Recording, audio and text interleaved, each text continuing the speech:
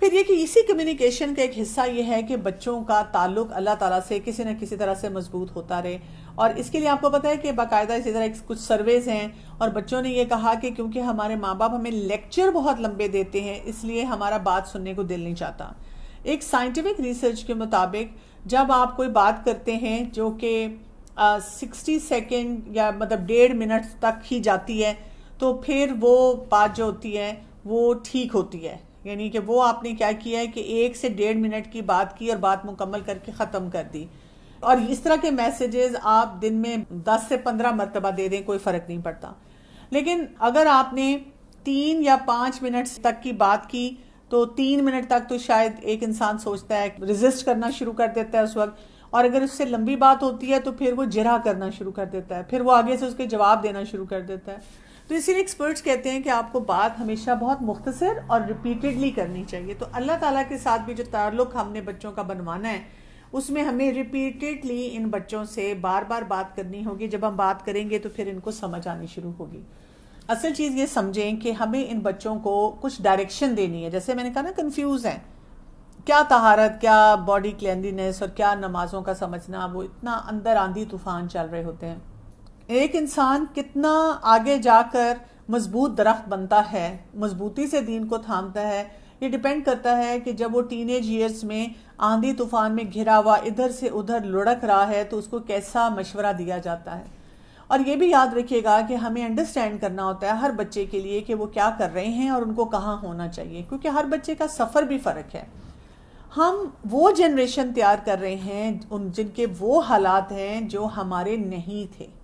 ہمارے بچے جن جن چیزوں سے آج کے دور میں ایکسپوزڈ ہیں ہم اس سے ایکسپوزڈ نہیں تھے.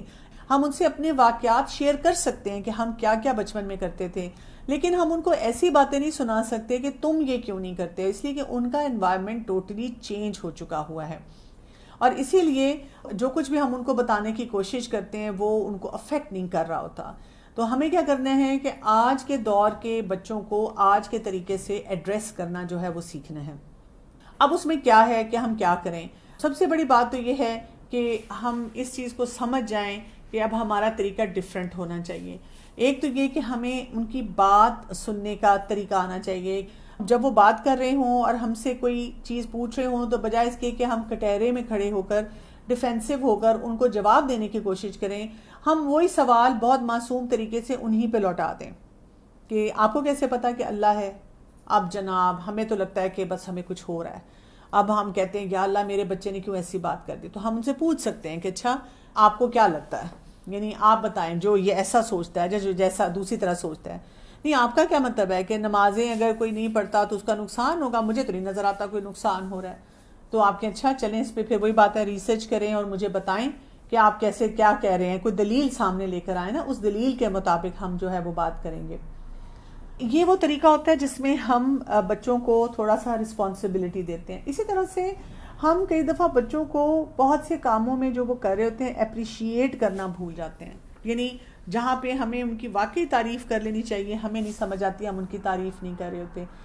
میں ایک جگہ ایک واقعہ پڑھی تھی کہ ایک بچی تھی, وہ گھر آئی ٹین ایج بچی, اور اس کی والدہ جو تھیں وہ کچھ کام شام میں بزی تھیں, اور اس نے آ کے اپنا رزلٹ کارڈ دکھایا. نمبر تو اچھے آئے ہوئے تھے, وہ دل میں تو خوش تھی کہ میرے بہت اچھے نمبر آئے ہیں, اور اس نے اپنی والدہ سے کہا کہ ابھی تو میرے اچھے نمبر آئے ہیں لیکن مجھے بڑی فکر ہے اپنے فائنل ایگزام کی. تو والدہ نے بجائے اس کے کہ اس کی تعریف کرتی ہیں اور اس کو کہتی ہیں کہ ہاں الحمدللہ یو ہیو ڈن گڈ, انہوں نے کیا کیا, انہوں نے کہا کہ ہاں واقعی اب فائنل ایگزام میں پتہ چلے گا اصل تم کرتی کیا ہو. اب آپ دیکھیں کہ اس بچی کا وہ جو موریل تھا وہ وہیں پہ ڈھہ گیا, اس کو لگا کہ میں کسی قابل ہی نہیں ہوں. تو یاد رکھیے کہ انکریج کرنا بچوں کو, اس کو کہا جاتا ہے فوڈ فار دا سول, کہ آپ ان کی سیلف اسٹیم کو بہت زیادہ بہتر بنا رہے ہوتے ہیں جب آپ ان کو انکریج کرتے ہیں, ان کو رسپیکٹ دیتے ہیں, ان کو اپریسیشن دیتے ہیں کہ انہوں نے کام کس طرح سے کرنے ہیں. اور اس کے لیے جو ضروری بات ہوتی ہے انکریجمنٹ صحیح چیزوں پہ ہوتی ہے, کیونکہ کچھ لوگ پریشان بھی ہوتے ہیں کہ ہم اگر تعریف کریں تو وہ تو سر پہ چڑھ جاتے ہیں, وہ تو کام نہیں کرتے جو کرنے والے ہیں. تو اس کا طریقہ یہ ہوتا ہے کہ آپ ان کی جو فیکٹس ہوتے ہیں نا ان پہ تعریف کرتے ہیں. مثلاً ایک بچہ ہمیشہ ریگولر آتا ہے کلاس میں, ٹائم پہ آتا ہے, تو آپ اس کی تعریف کریں کہ ماشاءاللہ احمد ہے, مریم ہے, سعدیہ ہے, بلال ہے, یہ ٹائم پہ آتے ہیں, تو ماشاءاللہ they are doing good job. اچھا اگر کوئی بچہ اس نے آپ کو کوئی مثلاً آپ نے کوئی اسائنمنٹ دی تھی وہ کمپلیٹ کر کے لائے، آپ نے اس پہ اس کی تعریف کر دی کہ یہ کام صحیح کرتا ہے، تو ویل ڈیزروڈ کمپلیمنٹ جو ہوتا ہے وہ ان کو دینا چاہیے. جب ان کو ویل ڈیزروڈ کمپلیمنٹ ملتا ہے تو پھر ان کو سمجھ آتی ہے کہ ہم نے صحیح کام کیا. اب اس ایج گروپ میں جو سب سے بڑا چیلنج ہے، باقی چیلنجز تو ہم مینج کر لیتے ہیں، لیکن یہ کیا ہو گیا اس بچے کو جس کو بچپن سے ہم نے سب کچھ سکھایا تھا، وہ نمازیں بھی پڑھتا تھا، وہ اللہ کا نیک بندہ بھی لگتا تھا، ہم نے سب ویلیوز دی، عقیدہ سکھایا، اس کو سیرہ پڑھا دی، اس کو کئی صورتیں یاد کرا دی. اب وہ ٹین ایج میں آیا اور آہستہ آہستہ آہستہ آہستہ آہستہ اس کا انٹرسٹ نہیں ہے. وہ نماز بھی کبھی پڑھتا ہے کبھی نہیں پڑھتا. لڑکی ہے تو وہ حجاب نہیں لینا چاہ رہی. وہ موویز کے لیے تو ان کے پاس ہمیشہ ٹائم نکل آتا ہے، ٹائم نہیں نکلتا تو قرآن پڑھنے پڑھانے کے لیے نہیں نکلتا. یا سوالات ان کے اتنے مشکل آنا شروع ہو جاتے ہیں جس میں وہ دین کو ہی کوشچن کرنا شروع کر دیتے ہیں.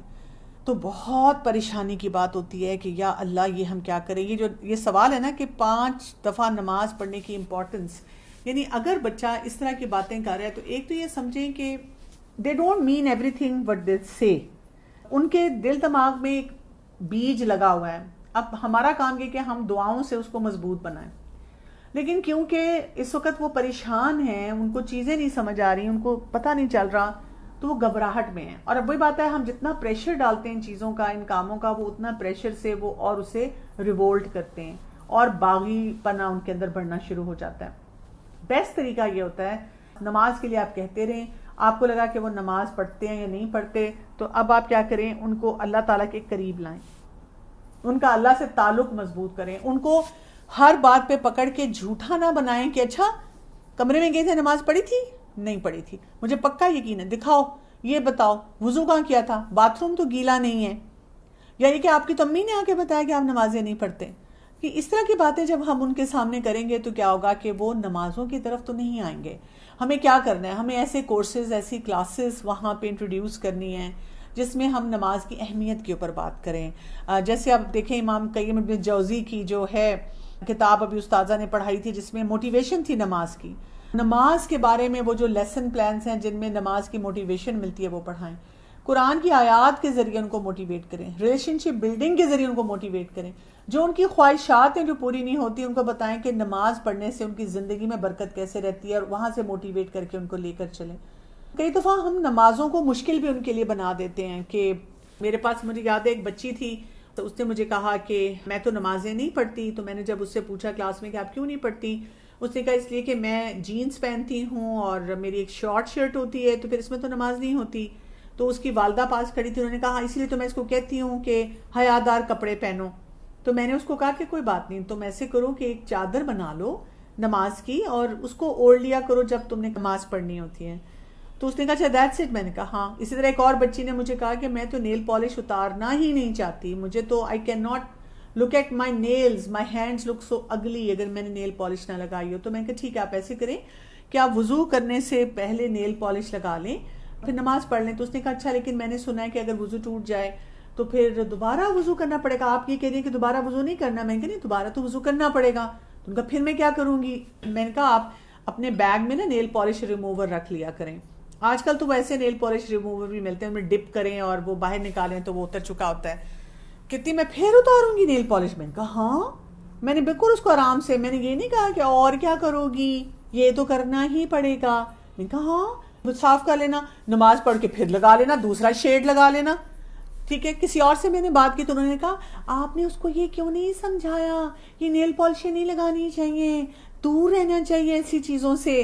میں نے کہا جی وہ صرف مجھ سے دور ہو جاتی، لیکن اس سے اس کو یہ سمجھ آئی فیشن اپنی جگہ ہے لیکن نماز کی اہمیت جو ہے وہ اپنی جگہ بہت زیادہ ہے. پیرنٹس گھر میں ہیں اور اگر بچہ بہت زیادہ نہیں بھی پڑھتا تو آپ اپنی نمازوں پہ توجہ دیں نا، اور اس میں دعائیں بہت مانگیں، اللہ سے مانگیں نا. دل تو اللہ نے پھیرنا ہے، کیونکہ ایک سٹیج پہ آ کر آپ کے لیے بڑا مشکل ہے کہ آپ ان کو فورس کر کے کوئی بھی کام جو ہے وہ کروائیں. اسی طرح طہارت کی بات ہے. اب طہارت کا جو ہے جب وہ آتا ہے سلسلہ تو آپ دیکھیں اس کا عبادات سے بہت اسٹرانگ تعلق ہے. یعنی آئیڈیلی تو سچویشن یہ ہے کہ جو والد ہوتے ہیں ان کو لڑکوں کو سمجھانا چاہیے اور جو مائیں ہوتی ہیں ان کو بچیوں کو سمجھانا چاہیے جتنے بھی طہارت کے مسائل ہوتے ہیں. لیکن ہماری سوسائٹی میں جو باپ ہیں ان کو بھی شرم آتی ہے، مائیں ہیں ان کو بھی شرم آتی ہے. میں نے آپ کو کہا نا صحیح جگہ شرم نہیں, ٹیچرز کو بھی شرم آتی ہے. تو ہم نے تو اپنی کلاسز میں اس طرح سے رکھا ہوا ہے سلسلہ, یہ ٹین ایج سے پہلے, یعنی کہ تقریباً 13 سال کے بچے ہوتے ہیں, 12-13 سال کے, تو لڑکوں کی کلاس میں بھی ہم نے بلاتے ہیں, ہم نے اپنے, اب ہمارے کچھ پرانے اسٹوڈنٹس ان کو ٹرین کیا ہوا ہے, لیکن آپ کو کچھ نہ کچھ ایسے اسلامک مل جاتے ہیں, ریلیجس لوگ مل جاتے ہیں, لڑکے مل جاتے ہیں ماشاءاللہ, جو اتنی بیسک سینس رکھتے ہوتے ہیں طہارت کی. تو وہ ان کو جو ہوتے ہیں ویٹ ڈریمز کے بارے میں بتاتے ہیں, غسل لینے کے بارے میں بتاتے ہیں, یہ بتاتے ہیں کہ اس میں حلال حرام کی لمٹس کیا ہیں, یہ بتاتے ہیں کہ آپ کی باڈی کے کیسے ریئیکشنز ہوتے ہیں, یہ بتاتے ہیں کہ آپ اپنے جذبات کو اور ایسی فیلنگز کو کیسے مینیج کرتے ہیں. اسی طرح لڑکیاں جو ہوتی ہیں ان کو منتھلی سائیکل کے بارے میں, ڈسپوزل آف جو ان کے سینیٹری پیڈز ہیں, پھر باڈی کلینلینس ہے اس کے بارے میں ٹیچر ہوتی ہے جو کہ پورا بتاتی ہے. اور یہ ہمارا ایک اینول ہمارے سلیبس میں شامل ہوتا ہے کہ وہ ہم بچوں کو کراتے ہیں, اور مائیں بھی بڑی شکر گزار ہوتی ہیں کہ ہماری بچیوں کو پتہ چلا. اچھا, اس میں نے دیکھا ہے کہ کچھ بچیاں جو ہیں یا کچھ لڑکے جو ہیں ابھی اس لیول کے نہیں ہوتے, ان کو تھوڑا سا کنفیوژن رہتا ہے, اور وہ جب اپنی گھر جا کے پیرنٹ کو بتاتے ہیں, کئی پیرنٹس اپسیٹ ہو کے آ جاتے ہیں کہ ہمارے بچے کو تو ابھی پتہ نہیں تھا, تو بہت چھوٹا آپ نے بتا دیا. تو دیکھیں ابھی 1-2 سال میں اس کو وہ ٹائم آ جائے گا, جب وہ ٹائم آئے گا تو اس کو وہ پہلے سے پتا ہوگا. اور یہ ہم نے کوئی اس کو کوئی سیکس ایجوکیشن تو نہیں دی ہے, ہم نے تو اس کو اس وجہ سے یہ سب کچھ سکھایا ہے کیونکہ یہ اس کی عبادات ہیں, اس کے حلال حرام کا حصہ ہے. اچھا, گھر میں جیسے کہ کوئی مدر کہتی ہے میں کیسے بتاؤں, آئیڈیلی تو وہی بات ہے کہ لڑکے ہیں تو فادر بتائے, بیٹیاں ہیں تو ماں بتائے, لیکن فرض کریں جی آپ کے ہسبینڈ نہیں بتا رہے, ان کو بھی شرم آتی ہے, تو آپ کوئی کتاب بچوں کو دے دیں, لڑکوں کو دے دیں, ان سے کہیں کہ بیٹا آپ اس بک سے پڑھو, یا کسی اسکالر کے پاس ان کو لے جائیں, یا اور کوئی اپنے کانٹیکٹس میں ایسا لڑکا ڈھونڈیں جو ینگ بھی ہو, دین کی بھی سمجھ رکھتا, اس سے بات چیت کروا دیں. بہت سارے اس طریقے ہوتے ہیں, ہم کیوں ہیلپ لیسنس کی طرف جاتے ہیں. اب تو آپ کو شاید آن لائن بھی بہت سے ایسے لیکچرز مل جائیں کچھ اسکالرز کے, اور آپ خود سن لیں اور بچوں کو وہ دیں. کتابیں ایسی مل جاتی ہیں انگلش میں بھی اردو میں بھی, اور بچوں سے کہیں آپ پڑھیں, اور اگر آپ کو کوئی مسئلہ نہ سمجھ آئے تو آپ مجھ سے پوچھ سکتے ہیں, یا اگر آپ کو بھی شرم آتی ہے مجھ سے پوچھتے ہوئے تو I can take you to some scholar, اور آپ وہاں پر وہ بات کر سکتے ہیں. اصل بات یہ ہوتی ہے کہ بچوں کو ایک سیلف ڈسکوری کی طرف لے کے جانا ہوتا ہے. بچہ اپنے آپ کو جتنا سمجھتا ہے, اپنی اسٹرینتھ کو سمجھے گا, اپنی ویکنیس کو سمجھے گا, اپنے پوٹینشیلز کو سمجھے گا, اپنے مقصد حیات کو سمجھے گا, پھر ہی وہ بہت سے کاموں کو صحیح طرح سے کر سکے گا.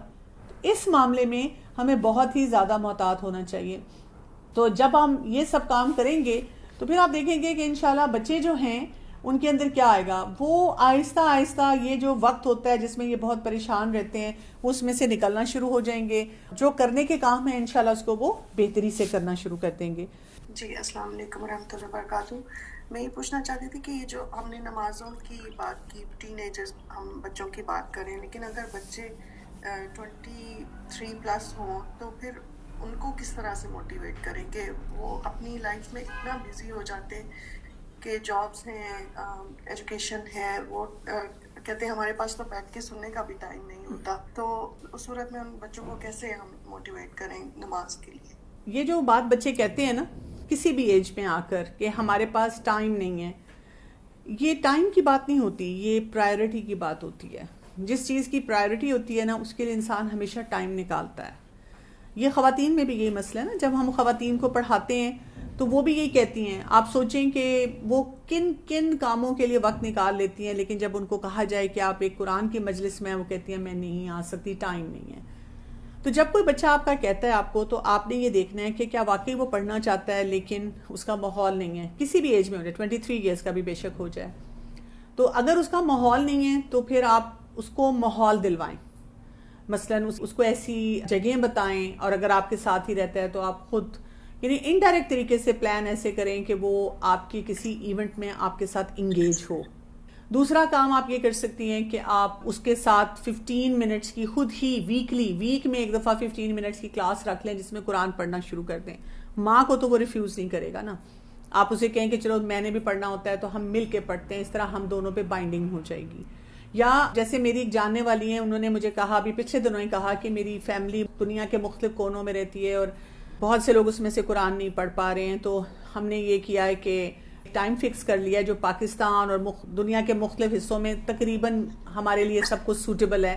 میں کیا کرتی ہوں کہ میں کسی بھی اسکالر کا ایک کلپ نکالتی ہوں چھوٹا سا 10 منٹس کا 15 منٹس کا کسی ٹاپک پہ, سب سنتے ہیں اور پھر وہ مجھ سے سوال پوچھتے ہیں, میں ان کے سوالوں کا جواب دیتی ہوں.